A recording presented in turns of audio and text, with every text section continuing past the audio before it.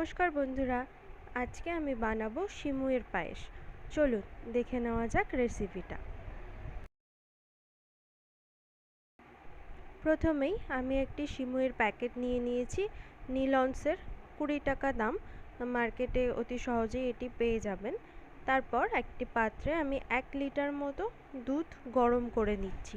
গরুর দুধ বা যে কোনো লিকুইড দুধ যেগুলো মার্কেটে অ্যাভেলেবেল সেগুলো দিয়েও এটি বানানো যেতে পারে। তো 1 লিটার দুধ ফার্স্টে আমি ফুটিয়ে নেব ভালো করে। এরপর 200 থেকে 250 মতো চিনি আমি এই গরম দুধটার মধ্যে অ্যাড করে দেব।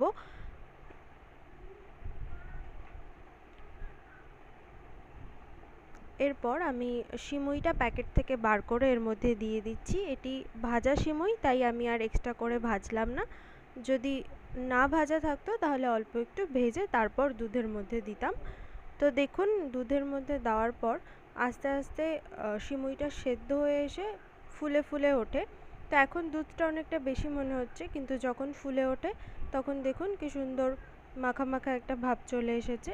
তো এরকমভাবেই আমাদের 15 থেকে 20 মিনিট মতো দুধের সাথে ভালোভাবে এটি ফুটিয়ে নিলেই সিমুই রেডি। তো ওপর থেকে আমি অল্প খেজুর ছড়িয়ে দিচ্ছি।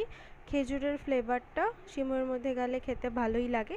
তো এটি অবশ্যই বাড়িতে ট্রাই করবেন এবং কমেন্ট বক্সে আমাকে জানাতে ভুলবেন না। টাটা বন্ধুরা।